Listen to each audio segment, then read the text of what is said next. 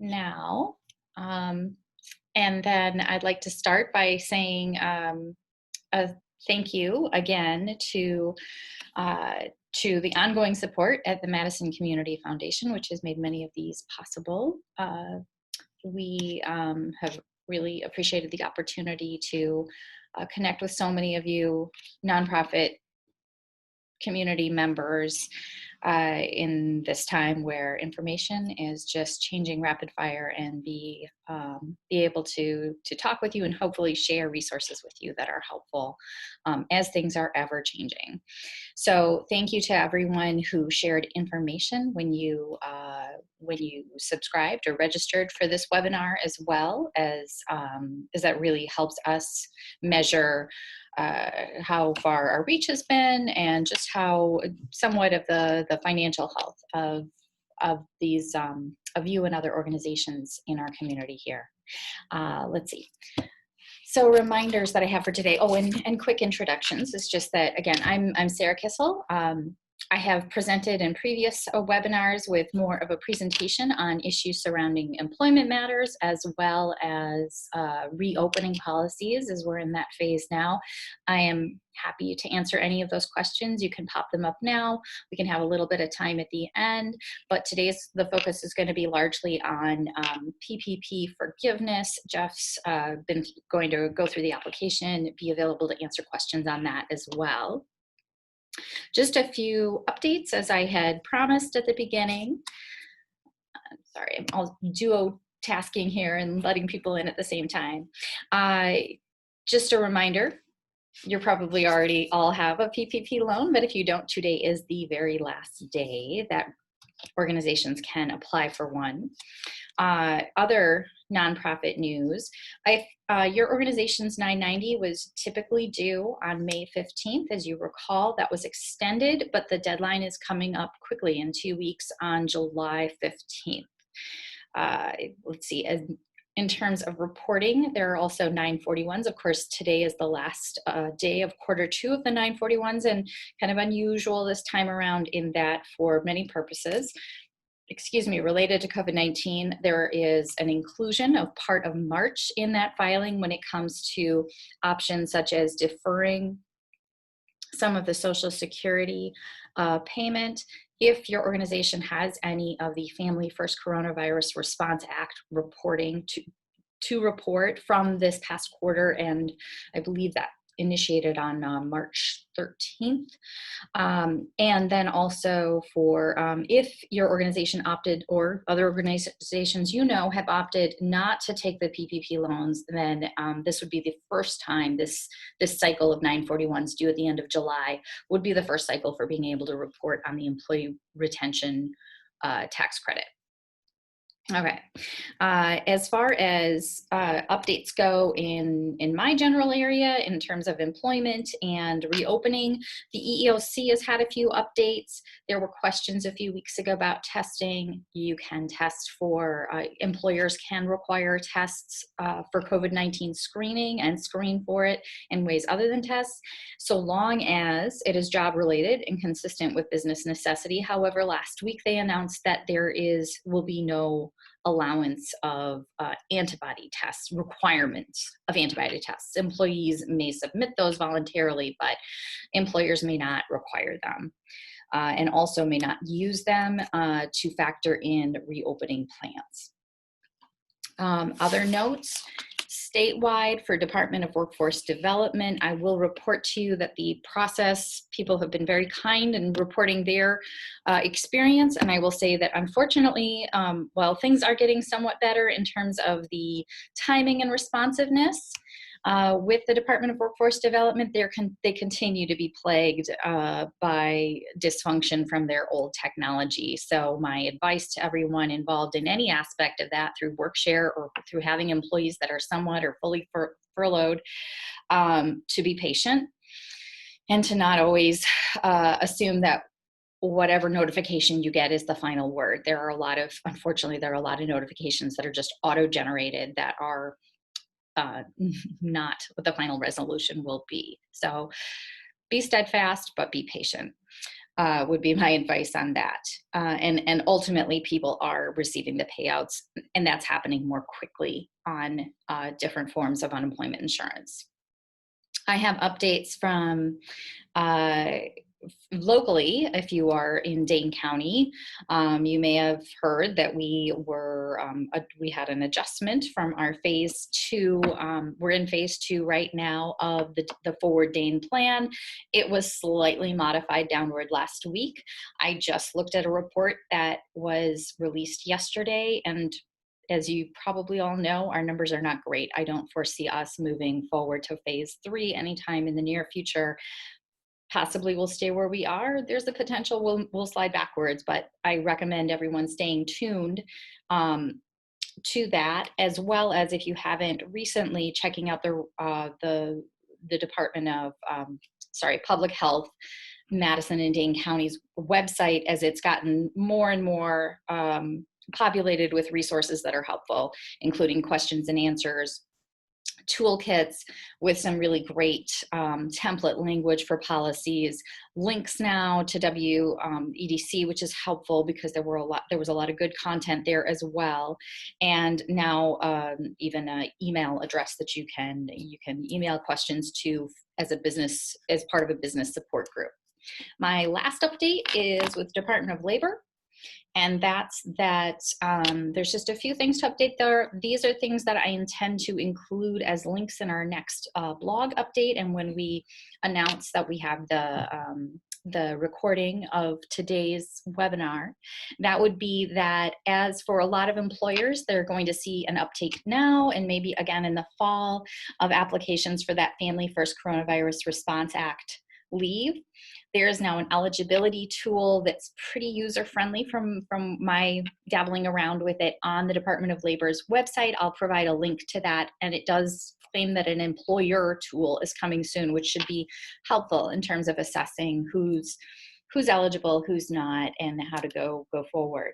Then there have been 2 guidances that have come out recently that could be that are definitely tied to COVID-19, could be very helpful to this group. One is guidance on what the child labor laws are when schools are or are not in session, as we have entered a different phase of what in session means. So if you employ children under the age of, or youth or children, I say children and I feel like we're talking about under 12, but obviously not. If you apply people that are still in high school, younger than 18, you'll want to check in with that to make sure you're compliant.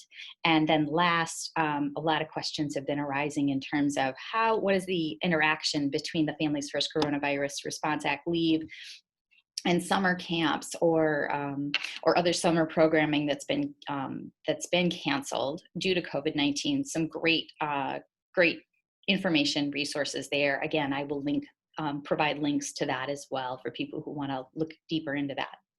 But I don't want to take any further time away from Jeff, who's got some great information planned. I'm sure that all of you are ready to hear that. I'm going to turn it over to him, and again, just remind everybody that, I just got a message. Someone's having a hard time hearing me. Please message me if you're having a hard time hearing me. If I see a lot, or I see that you're having problems hearing Jeff, we'll make some alterations here. But I just wanted to remind everybody, as Jeff begins his presentation, he'll give you some updates and whatnot.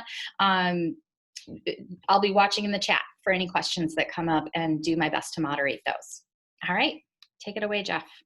Great. Thank you, Sarah. I'll just outline what I want to get through today. I'm going to start out with just a legislative update, what's going on in Washington with respect to the PPP program and the other possible stimulus program that may be coming down the pipe. Then what I'm going to do is talk about the main purpose of this webinar, which is going through the PPP-EZ form. That is a much streamlined form from the other PPP forgiveness form. Very advantageous if you are able to take advantage of it. And then finally, I'm going to answer some questions Many of you sent some questions in advance, and so I'm going to address those at the end. Certainly, if you have questions along the way, send them in a chat to Sarah, and if we don't get to them during the presentation itself, we will talk about them at the end. So starting out with a legislative update, as Sarah alluded to, today is the last day that borrowers are eligible to apply for a PPP loan. I think we have all been through this for a while. And at the beginning, there was such a flood of applications. Something like 54% of small businesses in America have applied for a PPP loan. But at the end here, it has really kind of gone out with a whimper. Those of you who have been with us on the last couple of seminars, I've announced that we've had lenders who've reached out to us indicating that they have capacity and we would be willing to help borrowers with PPP loans.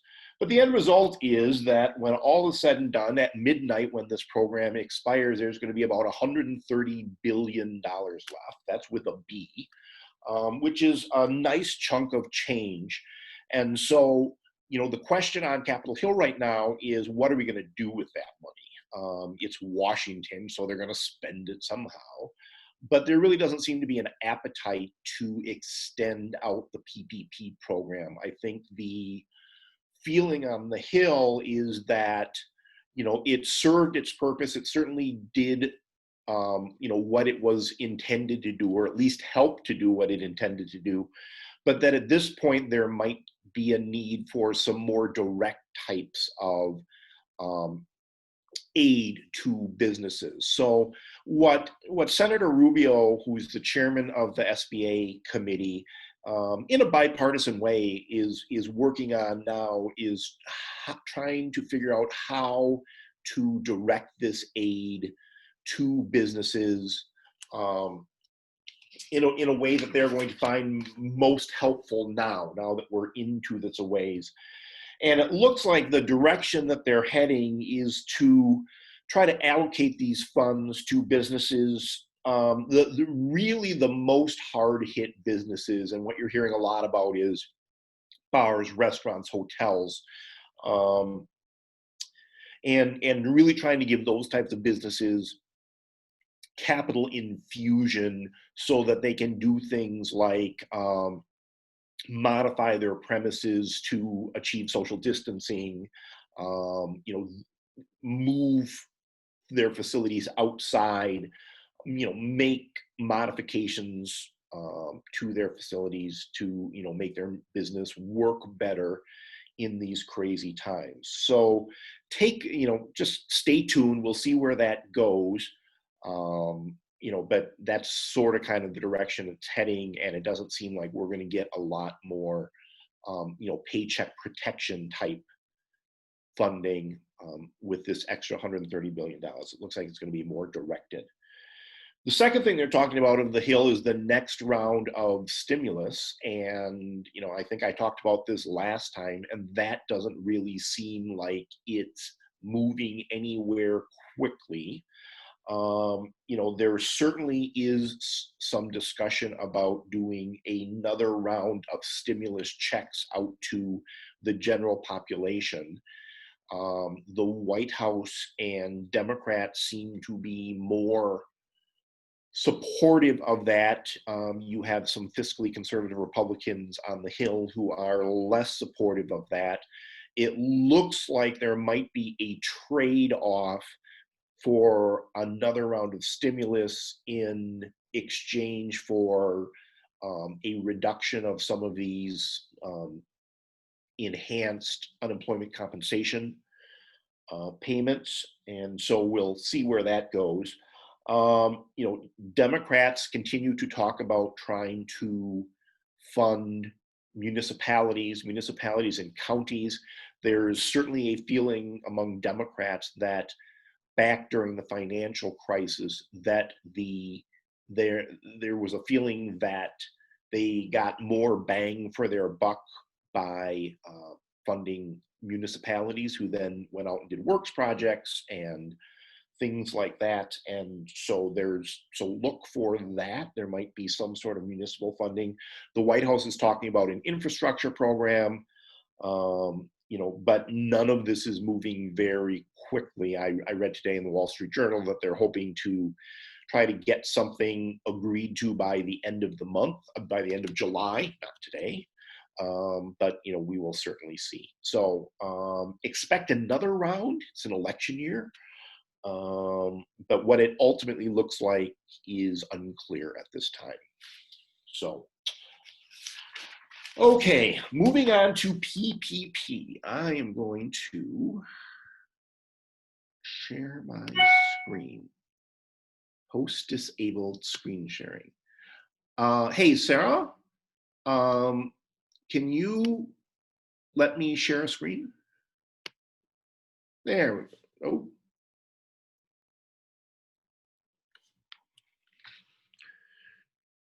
Oh. Okay. That was me accidentally sharing my screen after I gave you permission. Okay, you should all be looking at the first slide of a PowerPoint that says PPP loan forgiveness application 3508 EZ. If you're not, let me know. So I guess 2 weeks ago, we after the passage of the PPP Flexibility Act that corrected some of the challenges under the original act. Part of that included Form 3508, which is a very complicated 11-page application for loan forgiveness. And unfortunately, most borrowers are probably going to have to use that form and work their way through that. To the extent that you need help working through that form, we're certainly available to help with that. But there was also a recognition that, for some borrowers, especially those borrowers that did a very good job of keeping all of their employees employed and keeping them employed pretty close to what their original wages were, that the forgiveness application process could be streamlined.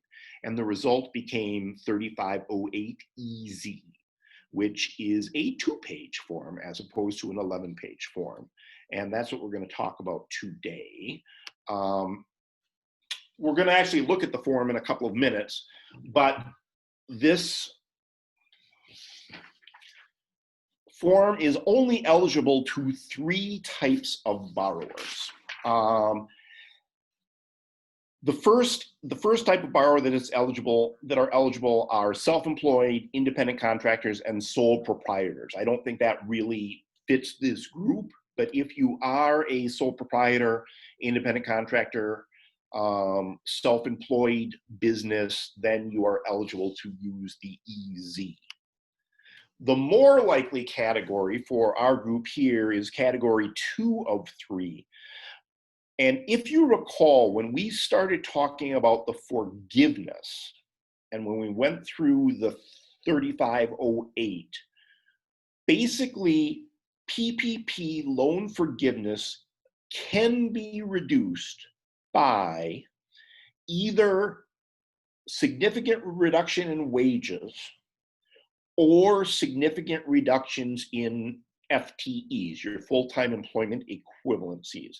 Those are the areas that can impact the amount of loan forgiveness you are entitled to. Okay, but if you haven't really reduced wages and you really haven't reduced your FTE count, then you're eligible under this category 2 of 3 to use this easier form. So who precisely is that? This is right from the instructions. Borrowers who did not reduce wages of any employee more than 25% during your 8-week covered period or that extended alternate payroll cover period when compared to early 2020. Okay, and I realize I just said 8-week. That's now 24-week. Sorry about that. But you know, the covered period as defined, you have an election, you have the right to elect to either have an 8-week covered period or a 24-week covered period. If you didn't reduce wages during that period, and you did not reduce the number of employees that you had compared to earlier in the year, then you're eligible. So basically, as a rule of thumb, if you kept all your employees and you kept them near where they were getting paid before COVID, then you're entitled to use this form. The third category of borrowers that are eligible to use this form is similar. You did not reduce your wages of any employee by more than 25%. And you were unable to operate because of some sort of government requirement. You know, the government required you to close down. So instead of having no reduction in FTE, this is saying, hey, well, we wouldn't have had a reduction of FTE, and the only reason we didn't is because someone made us shut down. Okay, so basically, if you kept paying your employees during this period that you were shut down, then you would fall into category 3 of 3. So most likely you're going to fall in 2 of 3, but those are the 2 different options. Hey, Jeff, we've Yeah. got a question. Is Okay. can an organization choose a cover period that's somewhere between the 8 and 24 weeks when they've used all the funds?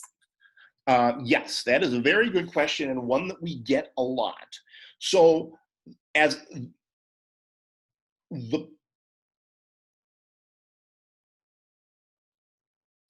when you fill out your application, you are going to either choose the 8-week or the 24-week period. So you're going to pick one or the other. But as a practical matter, at the point you are eligible for 100% forgiveness, let's say for most of us, it's not going to take the entire 24 weeks, but it's going to take more than the 8. So let's just say that after, let's call it 14 weeks, you have done everything you need to do to achieve 100% forgiveness. At that point, you can certainly elect to say, yep, we're going to take the 24 weeks, but hey, we're done, and you can apply for your forgiveness at that point. Okay. Very good. One other question before you proceed is, can we use the easy form if we had an employee leave prior to the PPP loan, but during the January 1st through March time period? Okay, ask me that question again. Sure, I will. And then if we're still confused, I'll ask the person who posed it to maybe unmute themselves and they can clarify. Can we use the easy form if we had an employee leave prior to PPP loan, but during the January 1st to March time period? Yes. Great. Great. Okay, I am now going to, all right, so the first part of this, I just wanted you to see who was eligible. And okay, and now I am going to switch here. Are you guys now looking at a PPP form that I have handwritten on? No. Okay, hold on.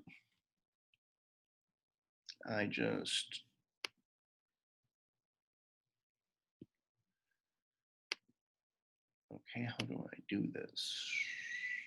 Oh, I see I have to stop share. I have to stop share. And then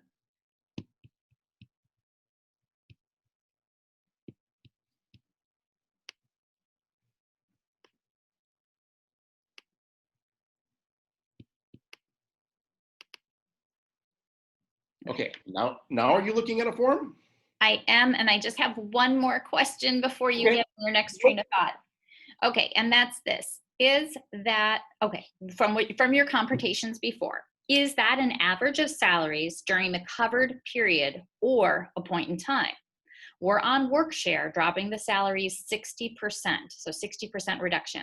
But during the covered period, the average of salary reduction would be approximately 90%. Well, approximately 10% salary reduction during the covered period on average. Okay, ask me that question again. Yeah, I know. I'm doing the same thing. Is for the computation you came up with, is that an average of salaries during the covered period or a point in time? And he goes on to explain, we're on a work share that drops the salaries 60%, but during the covered period, the average salary reduction was approximately 10%. Yeah, so it would be the average salary during the covered period that you are measuring and comparing to that period, January 1st to March 31st. Good. Okay. Thanks. Okay. We're going to let you get going then. Okay. Yep. So I'm just gonna, so as you can see, again, the 3508 without the EZ at the end is 11 pages. This, as you can see, is 2 pages. And what you need to do is just up at the top, you put in your business name, you put in your address, your tax ID number, contact person, so on and so forth. Again, and this was actually a little bit of a problem in the application where they had contact person and email address. Make sure that this is someone and some place where they're going to be getting it. We had more than a few applications where they kind of put the office information and nobody was at the office. So for the contact information for business phone, contact, email, make sure that's going to go to one, somebody who's an authority and who can make decisions and answers questions, and two, somebody who's actually answering that phone or responding to that email. You would think that would be self-explanatory, but it was a bit of a problem. So here you put your, you put your PPP loan number, and then you have your lender's loan number, which is going to be different. So this is the SBA number on your loan, and this is your loan number, your lender's number on the loan. I made this up. It's $300,000, this particular loan. The disbursement date was on a Monday, May 18th, 2020. There were 10 employees at the time of application and 10 at the end. Again, remember, if you're using EZ, you can't really have a significant reduction in your FTE employees during that covered period.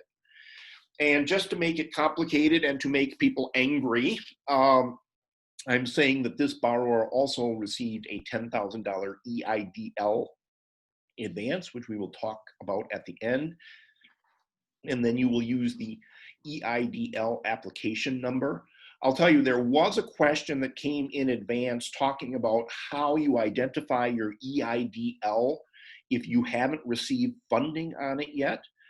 If you have been approved on your EIDL but just haven't gotten your money, your confirmations for your EIDL should have an EIDL number.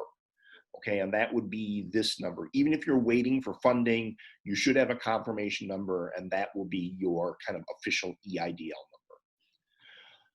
All right, so our payroll schedule, I'm saying we're getting paid every other week, and we are, oh, I realize I put this in the wrong line, but I chose an alternative payroll covered period from May 8th and then to the end of the next pay period, which is July 31st, 2020.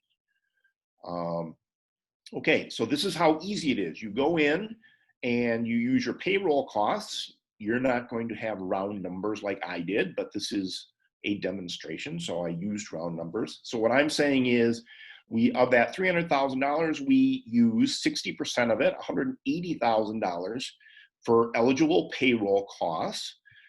We used another 50 for business mortgage interest. We used 40 of that for rent and lease payments. And remember, that can be for personal property or for real property. and then another 30 for utility payments. So look how nicely that worked out, 60% for payroll costs and 40% for non-payroll costs. And then you just come down here to your, so there, all of that rigmarole on the 3508, where you start counting employees and reduced hours and what their wages are, because you're making a certification that we kept our employees on and we didn't reduce their salaries by more than 25%, all of that stuff goes away. And all you're really saying is, okay, you get to line 5 here and you add up 1, 2, 3, 4, and lo and behold, it's $300,000. The PPP amount that you got, we set up above, was $300,000. And the 60% requirement, you have to have at least 60% of it on payroll. So you take line 1, and divide it by 0.6, and that is $300,000 as well. And so your forgiveness amount is the smallest of these 3 lines, and in my case, they're all the same. And so your forgiveness amount will be $300,000. Now, there's a complication, because remember up above, I said I was going to make you mad. For those of you who got the EIDL advance, they're going to take that off of here. So your forgiveness amount that you put on this line here is $300,000. But what you need to know is that because of the EIDL grant, the SBA is only going to send your lender $290,000, because the SBA is counting that grant you got against this forgiveness amount. So what that means is, at the end of the day, even though you're technically entitled to $300,000 forgiveness because of the EIDL, the free $10,000 they gave you on the other loan, that's going to be counted here. And so you're going to have to pay that $10,000 back at the PPP rates, which is over 2 years at 1%, which is still pretty cheap money, that people are irritated about it. So, okay. And then you get here on the back side, and this becomes, let me just look at my notes here. So basically, much like the application itself, this is a pretty straightforward and pretty easy certification process, okay? Up here, you're saying that the dollar amount for which forgiveness is requested was used for eligible costs. Payroll was at least 60% of the forgiveness amount.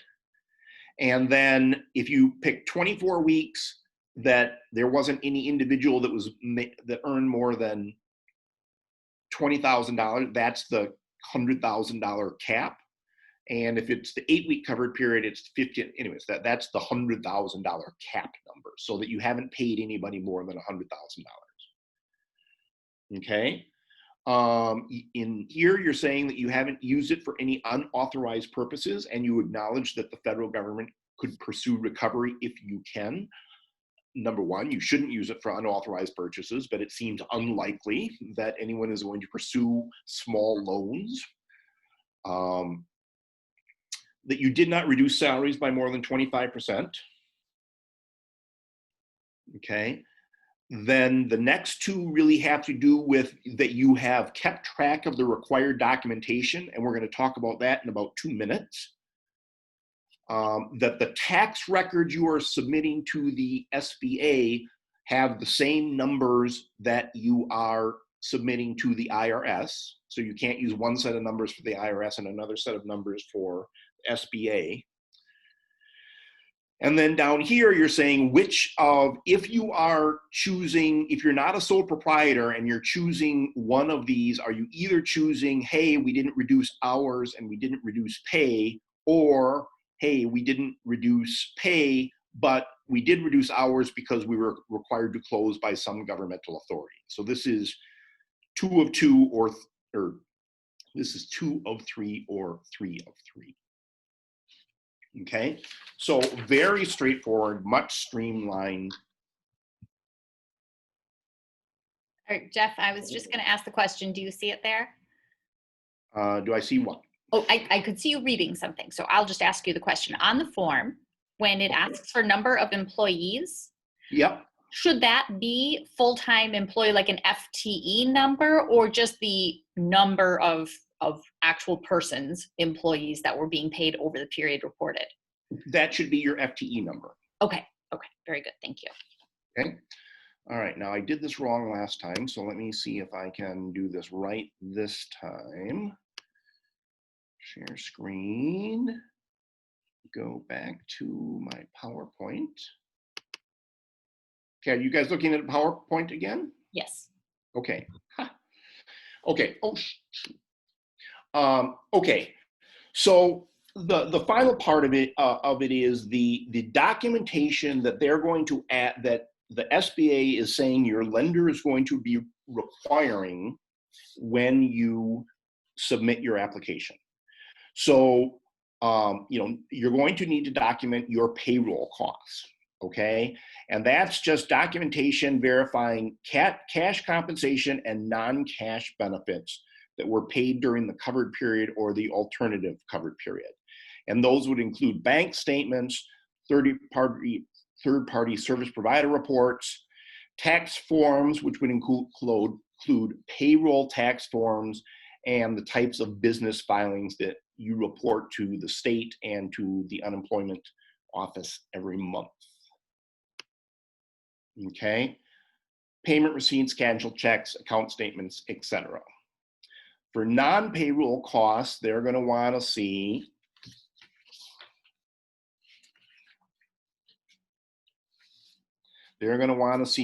copies of your lender's amortization schedule and receipts or canceled checks that are documenting that those are interest payments that you're making. If you're making lease payments, I just flipped the wrong page. Copy of the lease and copies of canceled checks showing that the payments were made. For utility payments, copies of your invoices, and then canceled checks or receipts showing that they were paid. Okay. In addition to this, as we all know, we're supposed to keep all of the stuff that we use to file our taxes each year. There's going to be a similar requirement here. Additional documentations that you must maintain but are not required to submit. Generally, any records that you have that are related to this PPP, you should be keeping. But you certainly want to keep wages, documentation on your wages during the early part of 2020 as it compares to the covered period, documentation regarding job offers, refusals, firing, resignations, reduction in hours, or inability to hire similarly qualified employees. Again, that's, that is one of the explanations that you can use to say, hey, we lost an employee, but we're just unable to find someone qualified to replace them. So that's the analysis that you go through there. Some more supporting documentation that you didn't really reduce any employees.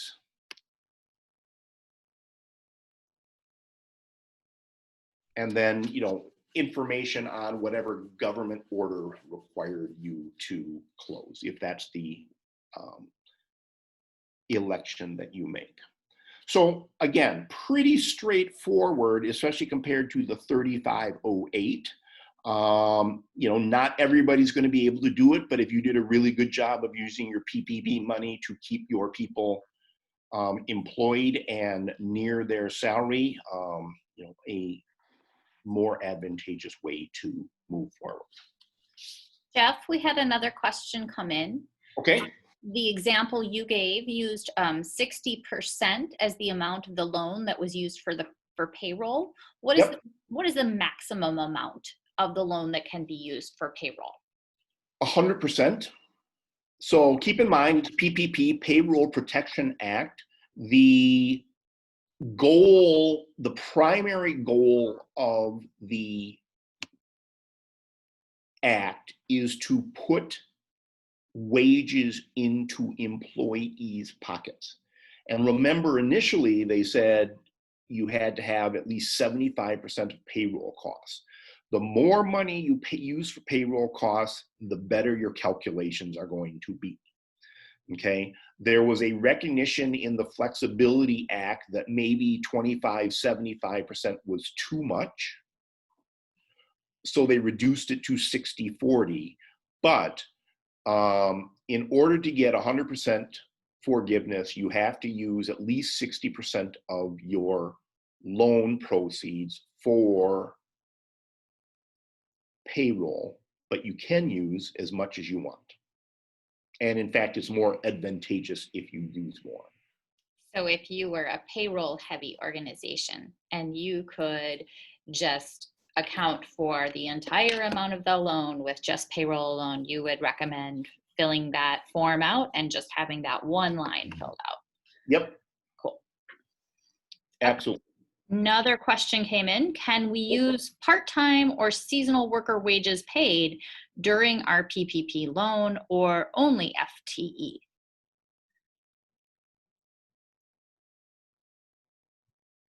Well, aren't part-time included in your FTE? I think they could be if we're saying like we're going to take the number that everybody works. If you're a full-time worker, it's 1.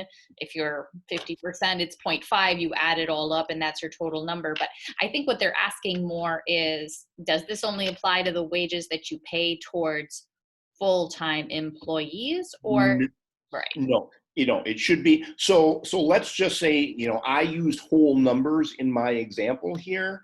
I said there were 10 employees in January and there's 10 employees now. But, we all live in the real world, and it is probably more likely that an organization, instead of having 10 employees, probably has 9.75. And at full FTE, full-time equivalents.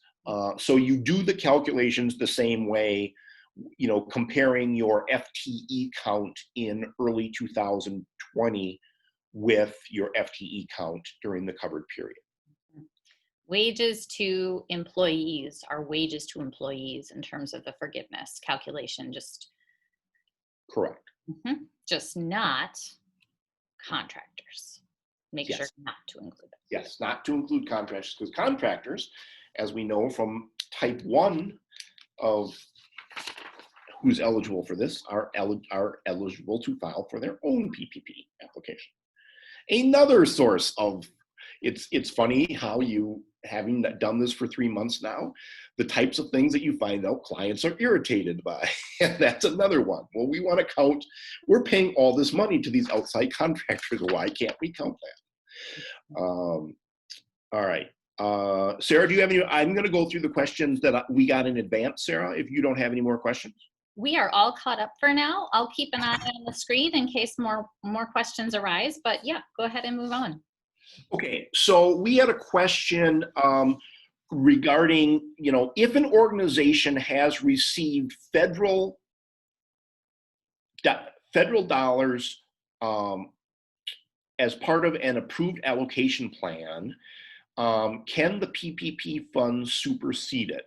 We've had this question come in a number of different ways, but it kind of gets back to the same theme, and that is because we are 501c3s, we benefit from various types of government grants that are used for different purposes to help our organizations thrive. And what you need to know is that if you are getting government funds that are specifically allocated to employee positions, so say for example, you get $100,000 a year to pay for a researcher, or you have $50,000 a year for a grant writer, PPP funds cannot replace those. This goes back to the double dipping theme. Okay, if you've got government funds coming from another source that are specifically designated to employee payroll, then you're not allowed to count PPP against that.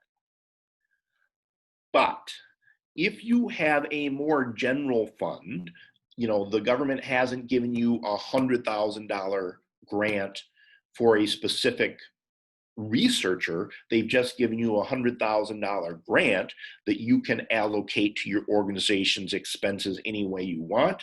Then you can use you can and should use that grant in other places and use the PPP funds for your payroll costs. Okay. Next question is, do we have 24 weeks to expend the PPP funds? The answer to that question is yes. You can still use the 8-week time period, but if you want to, you can elect to use 24 weeks. Related to that is, if we choose the 24 weeks, do we have to wait the entire 24 weeks before we apply for forgiveness? And that is no. And we kind of had this question earlier. If you get to a point where your organization, if you're just doing the math and you see that your organization is entitled to 100% forgiveness, you do not have to wait to the end of the 24-week period. I think 20 minutes ago, half hour ago, I said, if you get to 14 weeks and you're entitled to forgiveness, go ahead and apply. Jeff, a few questions about government funds came up after you addressed that a moment ago. Do you mind taking those now? Okay. Not at all.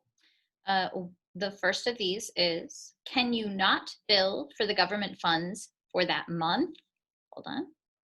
And use PPP funds. So you save the funds for, say, August costs as opposed to your PPP time period. Sure, if you have that option, of course. Okay. Look at the use your funds flexibly. Do whatever you can do without breaking any rules, without breaking any laws. The one prohibition is this double dipping prohibition. If you're getting funds from somewhere else, don't use them for the same thing that you're using PPP funds for. Okay. Some more questions on funds. One of these two remaining. One is it any government funds, city, county, state, or federal? Which I would think yes. Yeah. And then a follow-up, if the government agency allows for a budget amendment to reallocate costs from personnel to non-personnel, is then allocating the PPP funds to personnel post the government budget amendment still double dipping? So if you have amended your grant program, and as a result of that amendment, you are allowed to use grant funds for other types of expenses, sure, then there's absolutely no problem using the PPP for personnel expenses, payroll costs, and using the grant funds for something else. Provided you're not listing on the PPP forgiveness form money that was funded through one of these grants. Okay. Yeah, as long as you're not, I think about it a different way. As long as you're not counting for PPP purposes an employee who was paid with funds that came from somewhere else. Right? I mean, we don't have two separate bank accounts, right? It's all going into one bank account, and it's really how you're keeping track of it. But if you, again, going back to my example of you get $100,000 for a researcher, that $100,000 is there, it's allocated to the researcher, you then can't count that researcher in your PPP calculations. Right. Okay. Okay, good. The other thing is, and I've said it before, but I will also say it again. Especially in light of the Flexibility Act, SBA and the Treasury want you to keep these funds. Their goal is that everybody achieves 100% forgiveness, right? The SBA is not looking for this money to be paid back. They want to keep it out there in the economy. So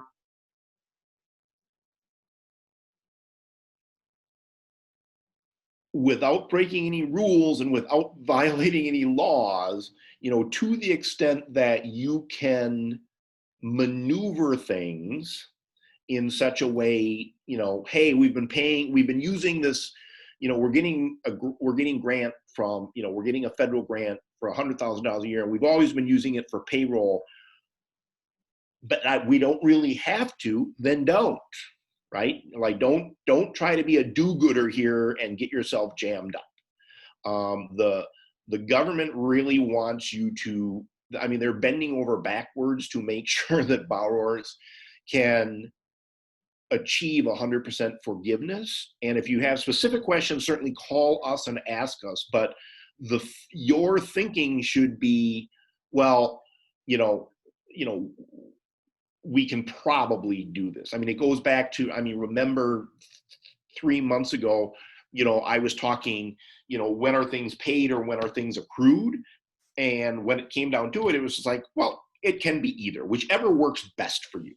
So as you approach these calculations, don't be afraid to be a little bit aggressive, because thematically, they want you to keep the money.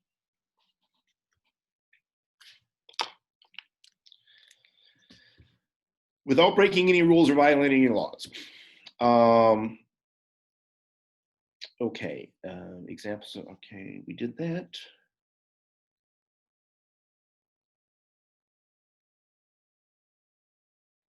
Yeah, I think those were the questions that came in advance. I think I've answered all of them. We have one more question that came. All right, let's hear it. It's more of a strategy question. Does it benefit us to apply for forgiveness sooner rather than later? Only to the extent that it'll be done. Mm-hmm.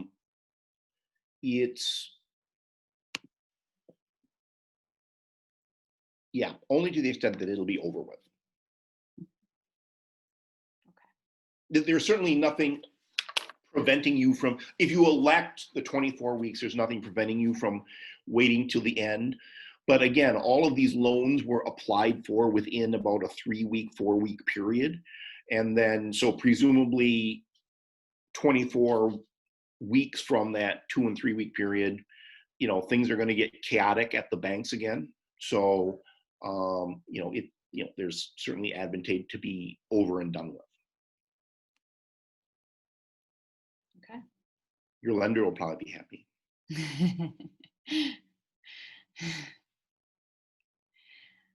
All right. Hey, and just, we're going to do some small groups if people want to, and we'll put this on the website for you folks to sign up for.